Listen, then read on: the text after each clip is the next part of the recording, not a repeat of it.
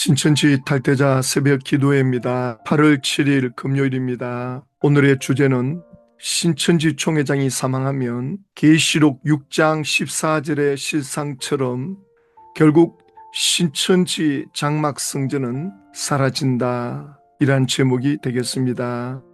계시록 6장 14절, 하늘은 두루마리가 말리는 것 같이 떠나가고 각 산과 섬이 제자리에서 옮겨짐에 여섯째 인을 뗄 때 예수님 재림 직전에 하늘이 하늘로 보이지 않을 정도로 엄청난 심판을 예고하고 있죠. 예수님께서도 마태복음 24장에 이 말씀을 하고 계십니다. 29절에 그날 환난 후에 즉시 해가 어두워지며 달이 빛을 내지 아니하며 별들이 하늘에서 떨어지며 하늘의 권능들이 흔들리리라. 하늘의 권능들이 흔들린다. 계시록에서는 하늘은 두루마리가 말리는 것 같이 떠나간다. 그리고 각 산과 섬이 제자리에서 옮겨진다.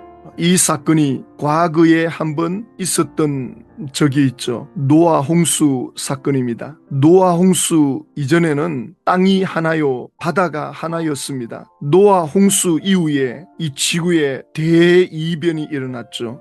5대양 6제주로 갈라졌습니다. 노아 홍수 사건으로 땅이 완전히 갈라졌죠. 그래서 노아 홍수 사건에 대해서 베드로가 말씀하기를 마지막 심판 때는 불로 심판이 이루어진다.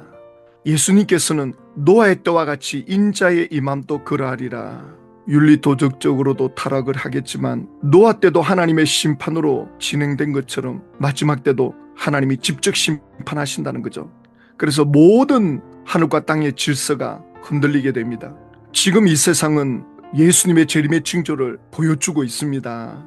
자, 그런데 신천지 총회장은 이 계시록 6장 14절 말씀을 어떻게 설명하느냐? 없어지는 하늘과 땅, 하늘이 떠나간다는 것은 영계의 성령이 떠나간다는 말이요, 구별된 7 금초대 장막이 원래 있던 자리에서 이전한다는 뜻이다. 계시록 6장 14절에 예수님 재림 때에 일어나는 이 천재지변을 장막 성전에다가 연결시켜가지고 설명을 하는데 전혀 근거가 없습니다. 장막 성전은 1978년도에 과천의 서울대공원이 들어오면서 어쩔 수 없이 철거해야만 하는, 또 이 건물이 1966년도 그때에 지어진 거라 무허가로 지어졌던 거죠. 장막 성전에서 제일 먼저 사람들을 이끌고 나온 단체가 구인회입니다. 1972년도. 이 구인회 단체는 왜 태극기를 여기 그려놨나 알고 보니까 이것이 하나님의 형상이라는 겁니다. 도대체 무슨 근거로 이 태극기가 하나님의 본체고 하나님의 형상입니까? 그러니까 이 태극기가 하나님을 상징한다. 대한민국의 하나님이 되는 거예요. 그러니까 대한민국의 지상천국이 이루어진다.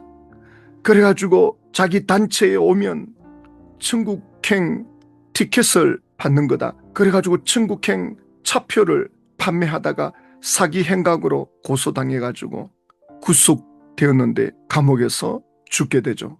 그리고 1974년도에 장막성전에서 나온 사람, 본명은 김풍일, 개명된 이름은 김노아, 지금도 살아서 활동을 하고 있는데요. 구인회나 김노아나 이 사람들 전부 박태선 천부교에서 있다가 박태선 교주가 감옥에 들어가는 걸 보면서 수천 명이 이탈합니다. 그 수천 명이 이탈하면서 어디로 가느냐? 장막성전으로 가는 거예요. 그때 신천지 총회장도 장막성전으로 옮겨갔죠. 그러다가 1980년쯤에 장막성전은 이삭 중앙교회로 이전해서 이제 헌당하고 그렇게 했던 것 같아요. 그리고 1984년도에 신천지 총회장도 재창조교회 백남봉 씨와 함께 있었던 사람들을 또 그리고 장막성전의 사람들을 데려다가 신천지를 시작하면서 계시록을 또 자기한테 끼워 맞추는 거죠. 요한계시록은 문자적으로 이해되는 건 문자적으로 해석하고 문자적으로 이해 안 되는 건 상징적인 거고, 그리고 비유적이거나 영적인 건 예수님께서 토를 달아 주십니다. 그런데 신천지는 영적인 해석이다 그래가지고는 자의적인 해석을 해버리죠. 자기 뜻에 다 맞춰버립니다. 그래가지고 하늘은 두루마리가 말리는 것 같이 떠나가고, 이건 상징입니다. 기상이변이 일어나면 하늘이 보이지가 않는 거죠. 지금도 이런 현상이 일어나고 있는데, 그걸 말씀하고 있는데 신천지 총회장은 자기 머리로 이해되는 수준으로 그냥 해석하는 거예요. 어떻게 쓰든지 자기한테 끼워 맞춰야 되니까. 그래가지고 이 본문을 설명하면서 예수님 말씀을 인용해 오거든요. 요한계시록 실상 124쪽에 보면 본문 사건은 예수님께서 마태복음 24장에 알려주신 재림의 징조이다. 본문의 해와 달이 어두워지고 떨어짐으로 한 시대, 영적 이스라엘, 개신교회가 끝났다는 거예요. 장막 성전이 끝나는 것이 개신교회가 끝나는 걸로 이렇게 설명하고 있거든요. 그리고 그 밤에 다시 빛으로 오시는 예수님은 사방에서 알곡을 추수하여 영적 새 이스라엘을 만드신다. 장막 성전이 끝나는 그 시점이 영적으로 밤이라는 거예요. 그 영적인 밤에 예수님이 빛으로 재림에 오신다는 겁니다. 그래서 사방에서 알곡을 추수하여 영적 새 이스라엘, 신천지를 만든다는 겁니다. 그러면 예수님이 그 밤중에 빛으로 오셨는데 어디로 오셨느냐? 신천지 총회장 몸에 영으로 재림했다는 거예요. 마태복음 24장 31절, 그가 큰 나팔 소리와 함께 천사들을 보내리니 그들이 그의 택하신 자들을 하늘 이 끝에서 저 끝까지 사방에서 모으리라. 천사들과 함께하는 추수꾼, 개신교 안에 가서 알곡을 데리고 와라.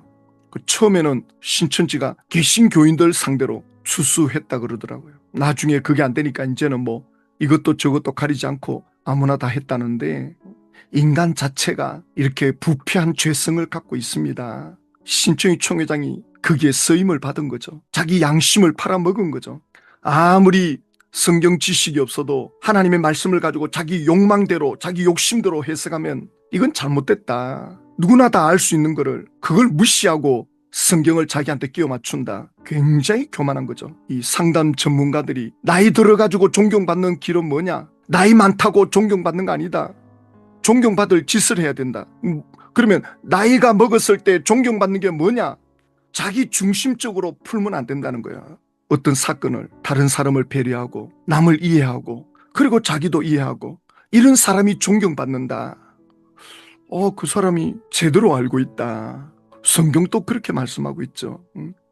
존경을 받으려면 어떤 사건을 자기한테 끼워 맞추면 안 됩니다. 다른 사람 관점으로 사건을 풀려고 해야 배려심이 있고 마음이 넓고 너그러운 걸로 보이는 거죠. 그런 사람이 존경받죠. 자기 중심적으로, 가부장적으로, 자기 마음대로 사건을 해결한다. 나중에 존경 못 받아요. 성경 말씀을 가지고 자기 중심으로 이렇게 푼다. 굉장히 위험하죠. 그래가지고는 마태복음 13장 30절, 둘 다 추수 때까지 함께 자라게 두라. 추수 때에 내가 추수꾼들에게 말하기를 가라지는 먼저 거두어 불사르게 단으로 묶고 곡식은 모아 내 곡간에 넣어라. 그러니까 추수꾼들을 보내가지고 제일 먼저 하는 것이 가라지를 거두어가지고 불사르는 거거든요. 그래서 신천지인들에게 보라고, 추수꾼들이 가라지부터 먼저 추수해서 불사르지 않느냐, 여기에 대한 실상이 있어야 되지 않느냐, 대답 못합니다. 그러니까 이런 것도 무시해버리는 거예요. 일단 자기 중심으로 풀기 시작하면 다른 게 눈에 안 들어옵니다. 자기 욕심, 자기 욕망에 붙잡히면 다른 사람의 말이 귀에 안 들어옵니다. 너무너무 안타깝죠. 저와 우리들도 언제든지 여기에 노출될 수 있다는 것을 심각하게 생각해야 됩니다. 얼마나 하나님 앞에 자기를 굴복시키느냐, 얼마나 내 자아를 성령님께 항복하느냐, 그 사람이 이 땅에서 천국을 누리게 됩니다. 이렇게 말씀해 놓았는데도 신천지 총회장은 개신교 목사들이 사람들을 꽁꽁 단으로 묶어놓고 있다. 아니, 개신교 목사들이 단으로 묶고 있다는 말씀이 어디 있습니까? 추수꾼들이 가라지를 먼저 묶어다가 불사르는데, 그래서 마태복음 13장 27절에 집주인의 종들이 와서 말하되 주여 밭에 좋은 씨를 뿌리지 아니하였나이까. 그런데 가라지가 어디서 생겼나이까. 그 원수가 밤에 씨를 뿌렸구나. 신앙한다는 공동체에 가라지가 들어와 있다는 겁니다. 우리는 이 부분을 심각하게 받아들여야 됩니다. 다른 사람이 가라지다 하기 전에 나도 가라지가 될 수 있다는 것을 항상 생각해야 됩니다. 사람은 언제 어떻게 될지 모릅니다. 끝까지 가봐야 되거든요. 그 조직에 가라지가 있다는 겁니다. 마귀도 같이 맞불 작전을 한다는 거죠. 그래가지고는 신천지 총회장은 이 계시록 6장 14절에 각 산과 섬이 제자리에서 옮겨진다. 장막 성전의 신도들이 이방 소속 이방 교회로 다 들어간다. 자, 일단 도마 집화장이 이 말씀하는 하나만 잠깐 봅시다. 마태복음 24장도 주 재림 때의 사건이 되어집니다. 이 계시록의 예언의 말씀이 이루어질 때도 주 재림 때의 사건인데, 예수님께서는 이 천사들과 함께 오셔서 하늘 이 끝에서 저 끝까지 사방에서 택한 자들을 모으는 추수의 역사가 되어지는 것입니다. 도마 집화장도 신천지 총회장이 사망하면 제발 자기가 가르친 것이 얼마나 어리석고 귀신의 가르침이었다는 걸 깨닫고 회개할 수 있기를 간절히 기도합니다. 하나님의 말씀을 이렇게 뜻도 모르고 이렇게 전했으니 이 죄가 얼마나 크겠어요. 보세요. 마태복음 24장도 주 재림 때의 사건이 되어집니다. 이 계시록의 예언의 말씀이 이루어질 때에도 주 재림 때의 사건인데, 예수님께서는 이 천사들과 함께 오셔서 하늘 이 끝에서 저 끝까지 사방에서 택한 자녀들을 모으는 추수 역사가 되어지는 것입니다. 그러니까 신천지가 추수한다는 거죠. 그러면 예수님이 천사들과 함께 오셔가지고 하고 있다는 거 아닙니까? 어디서? 신천지에서. 자, 그러면서 하는 말이, 계시록 6장 사건이 끝이 나면 7장에서 추수해서 인쳐서 모으는 새 나라 새 민족 창조하는 내용들이 나오게 되는데, 이것은 계시록 21장 1절에도 같은 내용으로 볼 수가 있습니다. 새하늘과 새 땅을 창조하니 처음 하늘 처음 땅이 없어졌다. 자, 여기서 중요한 걸 보셔야 돼요. 신천지 집화장들, 강사들, 신천지에 계신 분들 잘 보십시오. 신천지는 계시록 21장에 일어날 새하늘 새 땅을 지금 끌어다가 사용하고 있다고요. 그러니까 앞으로 신천지는 계시록 21장이 이루어진 거나 마찬가지다, 이렇게 믿고 지금 하고 있거든요. 제가 신천지 강사를 제일 먼저 만났을 때 강사가 제일 먼저 저한테 하는 말이, 우리는 계시록 21장이 이미 성취된 거나 마찬가지다, 이런 표현을 하더라고요. 저는 그게 무슨 말인지 처음에는 못 알아들었습니다. 계시록 21장이 이루어진 거나 마찬가지다, 이게 무슨 말이지? 나중에 알았습니다. 그러니까 새하늘 새 땅 신천지가 계시록 21장이 나오는데 우리가 이걸 사용하고 있으니 이미 계시록 21장이 이루어진 거나 마찬가지다.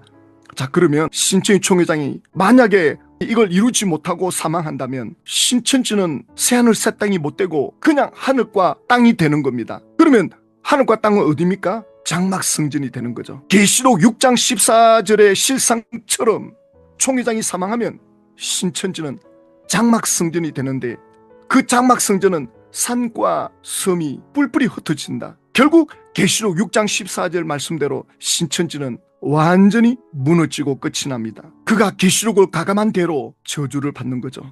이것을 보게 될 것입니다. 총회장이 사망한 후에 지파들이 갈라지고 신천지 신도들이 뿔뿔이 흩어지는 걸 보게 될 것입니다. 그런데 많은 아류들이 생길 겁니다.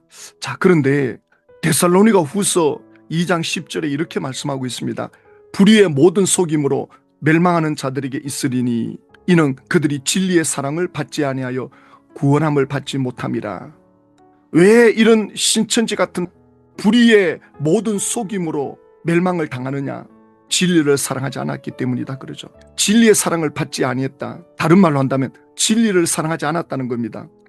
적어도 신천지가 무너질 때 진리를 사랑하는 이들, 진실로 예수님을 사랑하고 진실로 영혼을 사랑하는 이들은 예수님을 찾을 것입니다. 그러나 그렇게 많지는 않을 거라고 보고 있죠.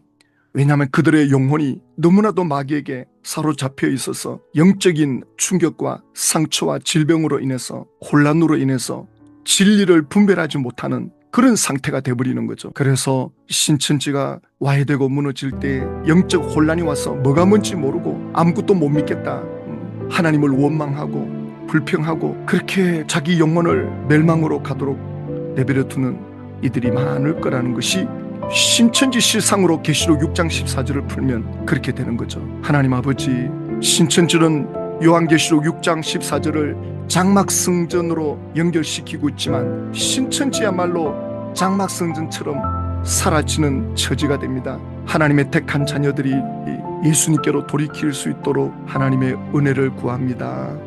예수님의 이름으로 기도드립니다.